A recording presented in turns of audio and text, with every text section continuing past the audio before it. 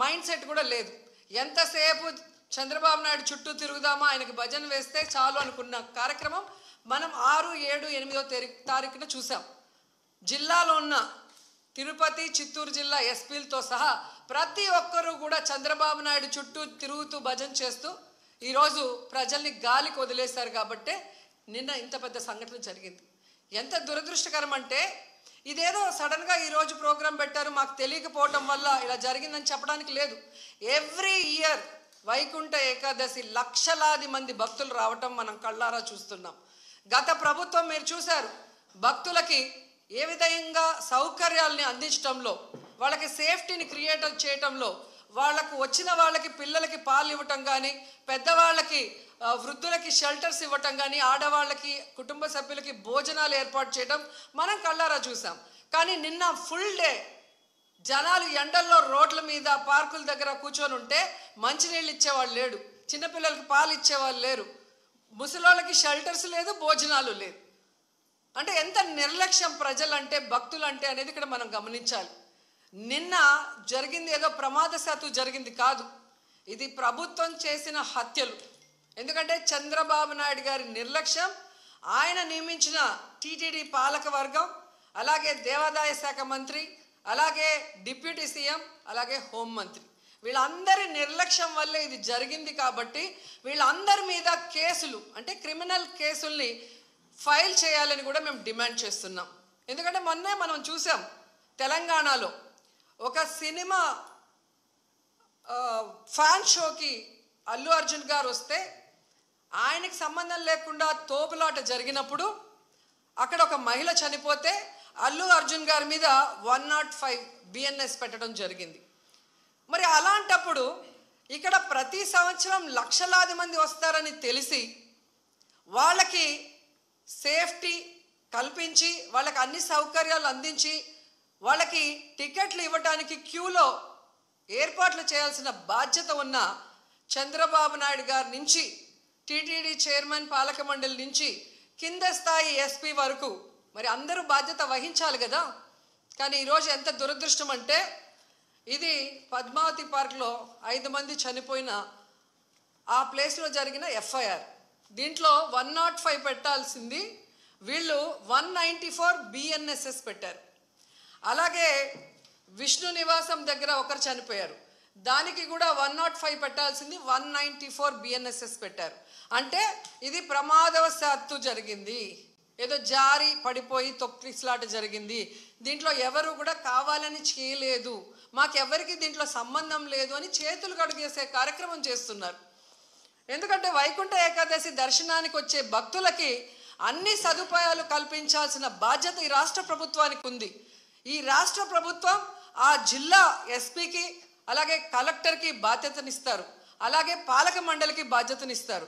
So వీళ్ళందరూ coordination చేసుకొని చేయాల్సిన పనిని ఈరోజు వీళ్ళు నిర్లక్ష్యం చేసి 6 మంది ప్రాణాలు బలికొని 34 మంది గాయాల పాలైతే ఎవరికి సంబంధం లేదు, ప్రమాదవశాత్తు జరిగిందని 194 బిఎన్ఎస్ఎస్ పెట్టడం ఎంతవరకు సమంజసం? సో ఈరోజు నేను అడుగుతున్నాను, మొన్న విజయవాడలో హైందవ శంకారావం చేశారు, హైందవుల్ని మనం కాపాడుకోవాలి. మరి ఈరోజు ఇంతమంది హైందవ భక్తులు చనిపోతూ గాయాలవుతుంటే ఎక్కడికి వెళ్ళారు ఈ పీఠాధిపతులు? ఇప్పుడు బయటికి రండి, బయటకు వచ్చి తిరుమల పవిత్రతను కాపాడండి, అక్కడ చనిపోయిన వాళ్ళ కుటుంబాలతో మాట్లాడండి, ఆ చనిపోవటానికి కారణమైన ఈ ప్రభుత్వాన్ని, పాలక మండలిని నిలదీసి వాళ్ళ మీద క్రిమినల్ కేసులు పెట్టేంత వరకు మరి ధర్నా చేయండి. ఎందుకు మాట్లాడట్లేదు? అలాగే మీరు మొన్న చూస్తే అసలు లడ్డూలో కల్తీ జరగకపోయినా వీళ్ళు చెప్పిన అబద్ధాన్ని వీళ్ళ కూటమి ప్రభుత్వంలో ఉన్న బీజేపీ మాధవీలత గారు వందే భారత్ ఎక్స్ప్రెస్లో భజన చేసుకుంటూ వచ్చి ఎన్ని రకాలుగా మాట్లాడిందో మనం చూసాం. నిజంగా మీకు దేవుడి మీద భక్తి ఉంటే, భక్తుల మీద ప్రేమ అభిమానం ఉంటే ఈరోజు 6 మంది ఎవరి వల్ల అయితే చనిపోయారో ఈ ప్రభుత్వాన్ని నిలదీయండి.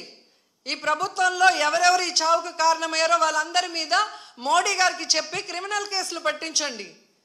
అంతేగాని ఈరోజు మీరు పూసుకొని మీరు చేస్తే మాత్రం అది కరెక్టు, వేరే వాళ్ళు చేస్తే తప్పు అన్నట్టుగా దొంగ మాటలు చెప్తూ ఎవరి మీద మా దుమ్మెత్తి పోయాలనుకుంటే ప్రజలు అన్నీ గమనిస్తున్నారు. అండ్ ఈరోజు మీరు చూస్తే మోడీ గారికి కూడా మేము విన్నవించుకుంటున్నాం. మీకు భక్తి ఎక్కువ ఉంది కాబట్టి ఈరోజు తిరుమలలో జరిగింది పూర్తిగా చంద్రబాబు నాయుడు గారి ఫెయిల్యూర్. ఆయన నియమించిన అఫీషియల్స్, పాలక మండలి ఫెయిల్యూర్. సో వీరందరి మీద విచారణ జరిపించి దీనికి ఎవరెవరి నిర్లక్ష్యం కారణమో వాళ్ళందరి మీద క్రిమినల్ కేసులు వేసి వీళ్ళందరినీ లోపల పెట్టాలి. ముందు వీళ్ళందరితో రాజీనామా చేయించాలని కూడా డిమాండ్ చేస్తున్నాం. ఇక హోంమంత్రి గారు ఉన్నారు. ఎప్పుడు ప్రెస్ మీట్ పెట్టి ఎవరి మీద దుమ్మెత్తి పోద్దామా, ఎవరిని మాట్లాడదామా అనుకుంటున్నారే తప్ప వీళ్ళు వచ్చిన తర్వాత ఈ రాష్ట్రంలో లా అండ్ ఆర్డర్ ఎలా దిగజారిపోయింది, మహిళల మీద ఎలా అఘాయిత్యాలు అవుతున్నాయి, ఏ విధంగా మనుషులు చనిపోతున్నారు తోపులాట్లో పోలీసుల నిర్లక్ష్యం వల్ల, వీళ్ళకి కంట్రోల్ లేదనేది స్పష్టంగా అర్థమవుతుంది. సో ఇలాంటి వాళ్ళని హోంమంత్రిగా పెడితే ఇంకెంతమంది ప్రాణాలు తీస్తారో ఒకసారి మీరే ఆలోచించి యాక్షన్ తీసుకుంటే మంచిదని కూడా కోరుకుంటున్నాను. అండ్ మనకొక సనాతన యోధుడు తిరుపతిలో ఆయన డిక్లేర్ చేసుకున్నాడు, నేను సనాతన యోధుణ్ణి, హిందువుల పక్కన నిలబడుతున్నా, హిందువులకు ఏదైనా జరిగితే నేను ఊరుకోను అన్నావు. అదే తిరుపతిలో ఈరోజు 6 మందిని మీ కూటమి ప్రభుత్వం చంపేసింది. దీనికి మీరు ఏం ప్రాయశ్చిత్తం చేస్తారు? చంద్రబాబు నాయుడుతో రాజీనామా చేయిస్తారా? మీరు బాధ్యత తీసుకొని రాజీనామా చేస్తారా? లేదా టీటీడీ చైర్మన్తో రాజీనామా చేయిస్తారా? హోంమంత్రితో రాజీనామా చేయిస్తారా? లేదా అందరూ కలిసి కట్టగట్టుకొని రాజీనామా చేస్తారా? మీ అందరి ఫెయిల్యూరే కదా ఇది. నిజమైన సనాతన యోధుడివైతే ఇప్పుడు రా, వచ్చి మీ ప్రభుత్వంలో ఎవరెవరి నిర్లక్ష్యం వల్ల ఇది జరిగిందో వారందరి మీద క్రిమినల్ కేసులు పెట్టించుకోండి. అంతేగాని ప్రమాదవశాత్తు జరిగిందని 194 BNSS పెట్టేసి చేతులు దులిపేసుకోవాలంటే మాత్రం వదిలే ప్రసక్తే లేదు అని కూడా ఈ సందర్భంగా తెలియజేసుకుంటున్నా. అండ్ చంద్రబాబు నాయుడు ఆయన లెగ్గు మహత్యం ఏంటో కానీ ఆయన ఎప్పుడు అధికారంలోకి వస్తే అప్పుడు ఈ రాష్ట్రంలో మనం ఎన్నో చావులు చూడాల్సి వస్తుంది. గతంలో గోదావరి పుష్కరాలు ఈయన పబ్లిసిటీ పిచ్చి వల్ల ఇలాగే గేట్లు తెరిచి జనాలు తోసుకొని ఒకరి మీద ఒకరు పడి 29 మంది చనిపోయారు. మొన్న ఈయన ముఖ్యమంత్రి అయిన వెంటనే ఈయన నిర్లక్ష్యం వల్ల, ఈయన వైఫల్యం వల్ల దాదాపుగా విజయవాడ వరదల్లో 60 మందికి పైగా చనిపోయారు.